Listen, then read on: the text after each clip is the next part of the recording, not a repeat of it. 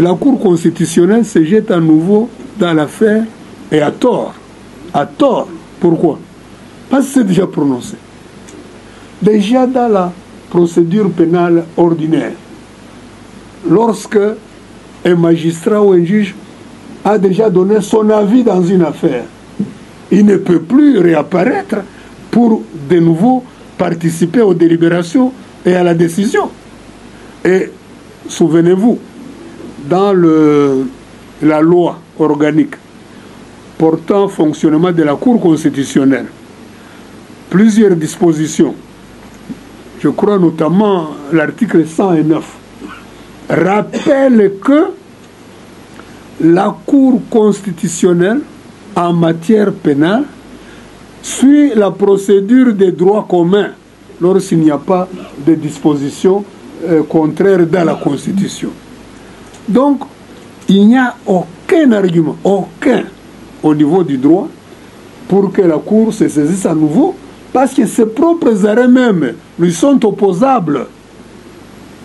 Lisez toujours 168, son arrêt du 15 novembre 2021 a mis fin à la procédure.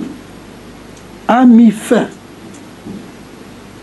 Et l'article 168 dit « Cet arrêt s'impose à tous, y compris même les juridictions, c'est-à-dire même à celle-là qui a rendu l'arrêt de manière générale.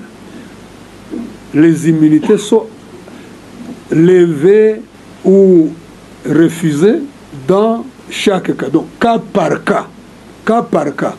On ne peut pas, à l'occasion des immunités qui ont été levées dans un cas, en profiter pour les étendre à des cas nouveaux.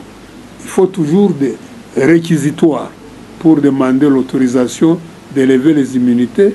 Il faut toujours un réquisitoire pour demander les poursuites et la mise en accusation. Et on ne peut pas profiter d'un ancien cas et l'étendre à de nouveaux cas. Ça, c'est une question de droit à laquelle je viens de répondre. Donc, ce n'est pas utilisable dans d'autres cas. Quant à la possibilité d'une chaîne spécialisée pour jeunes anciens ministres, je rappelle que nous sommes en matière pénale et que, en matière pénale, la loi ne rétroagit pas, sauf si elle est favorable à l'accusé.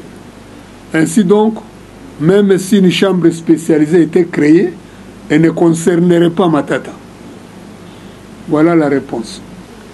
Maintenant, la contrainte promise dans le mandat de comparution, si elle est exercée, c'est une voie de fait. Quand une contrainte est exercée sans fondement juridique, c'est une voie de fait. La violence légitime de l'État, c'est puisque elle est conforme à l'état du droit. Elle est conforme à notre constitution, à nos textes. Toute violence exercée par une autorité en violation de la Constitution et de la loi, c'est une voie de fait, c'est un abus de pouvoir.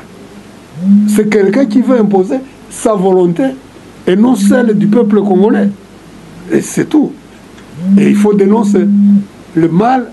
Attention, soyez attentifs, le mal. Ce n'est pas seulement ce qui se commet. Le mal consiste aussi dans le fait de ne pas dénoncer le mal. Notre devoir de citoyen, au minimum, c'est de dénoncer le mal. Vous entendez parfois les gens vous dire, donc Matata est impuni. Il n'est pas impuni. S'il vous vole ou vous tue aujourd'hui, il répondra devant la Cour de cassation, tant qu'il est sénateur.